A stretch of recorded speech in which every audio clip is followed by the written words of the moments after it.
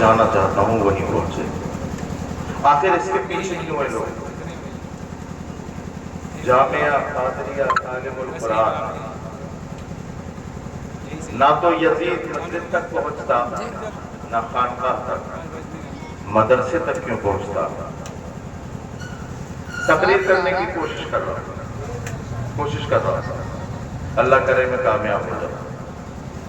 یزید نہ تو مسجد تک پہنچتا نہ خانقاہ تک پہنچتا، اس لیے کہ اسے پتا ہے کہ کسے چھوڑنا ہے اور کسے پکڑنا ہے. اور یہ کس نے بتایا؟ امام عالی مقام نے بتایا. جانتے ہیں کیوں؟ دیکھو، تنہا مدرسہ ہی ہے جو آپ کی خانقاہ کی راہ کو ہموار کرتا ہے اور مسجد کی راستے کو بھی ہموار کرتا ہے. بے شک بے شک بے شک بے شک. مدرسے ختم کر دو، خانقاہیں بھی ختم، مساجد بھی ختم.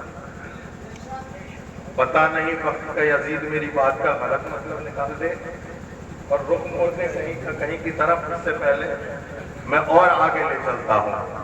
اگر خانقاہ کو بچانا ضروری ہوتا، کوشش کر رہا تھا، خانقاہ کو بچانا ضروری ہوتا یا پھر مسجد کو بچانا ضروری ہوتا، تو بتاؤ امام حسین سے بڑی خانقاہ کس کی مدینے میں ہے؟ بے شک. سبحان اللہ سبحان.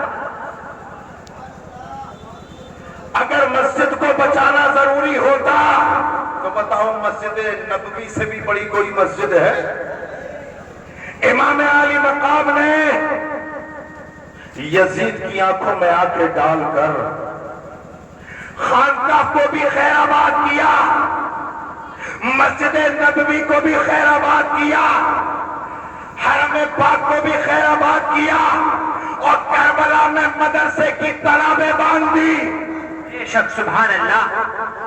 کربلا میں پہنچا علی کا لاڈلا. اسے پتا تھا کہ خانقاہ اتنا ضروری نہیں، مسجد اتنی ضروری نہیں. کیا ضروری ہے؟ تو جدھر میرا امام چلا وہ ضروری ہے. کربلا کے میدان پر امام حسین کا وہ خیمہ نہیں بلکہ علم کی آماج گاہ تھی. سبحان اللہ سبحان. اور امام حسین نے بتا دیا وہ لوگوں، یہی پیغام کربلا ہے کہ اگر کوئی تمہاری مسجدیں چھیننا چاہے تو زیادہ مت تڑپنا، خانقاہ چھیننا چاہے تو مت تڑپنا، اس لیے کہ خانقاہ ختم ہو جائے گی دوبارہ بنائی جا سکتی ہے، مسجد ختم ہو جائے گی دوبارہ بنائی جا سکتی ہے. لیکن اللہ اکبر کبیرہ، یہ مدرسے سے نکلنے والے علماء ختم ہو گئے، قیامت تک مسجد کی طرف جاؤ.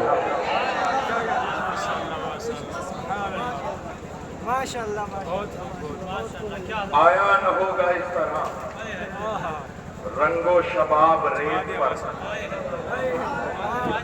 آیا نہ ہوگا اس طرح رنگ و شباب ریت پر. گلشن فاطمہ کے تھے سارے گلاب ریت پر. سبحان اللہ. عشق میں کیا بچائیے، عشق میں کیا بچائیے. سمجھ رہے ہیں بات کو؟ اب یہ آئے، اللہ انہیں سلامت رکھے، لیکن میری گزارش یہ ہے کہ اب جہاں بیٹھے ہیں وہیں بیٹھے رہیں. اٹھ کے مت آنا. میں نظرانہ منع نہیں کرتا، منع نہ کرے، تما نہ کرے اور جمع نہ کرے. جنیٹا شریف کی سرزمین پہ آیا ہوں یہاں پر بھوجپور. تو رزق کا ذمہ میں اپنے رب کے اوپر. میں تو بلکہ پوچھتا یہ ہوں حضرت مفتی صاحب، یہ آ گئے تو میں بات بتا دیتا ہوں. یہ جلسوں میں یہ لین دین کا جو نظرانے دورانی تقریر وغیرہ ہوتا ہے یہ نہیں ہونا چاہیے. نظران دیکھو کیا کیا ہو رہا ہے سوشل میڈیا پہ، ہے نا، کیا کیا ہو رہا ہے. یہ اسی وجہ سے تو ہے. آپ سنیے، مجھے یقین ہے کہ اگر میری قسمت کا بھوجپور کے کسی بھی انسان کی جیب میں 1 روپیہ بھی ہوگا تو مجھے اللہ کے رزاق ہونے پہ یقین ہے کہ وہ جنیدہ شریف چل کے آئے گا. بے شک سبحان اللہ. اس لیے بیٹھ کے سنیں, خاموشی کے ساتھ سنیں. درود پاک پڑھیے. اللہم صلی علی سیدنا و شفیعنا و حبیبنا و مولانا محمد بارک وسلم. صلاۃ و سلام علیک یا رسول اللہ صلی اللہ علیہ وسلم. امام عالی مقام علی جدہ و علیہ الصلوۃ والسلام کا پیغام.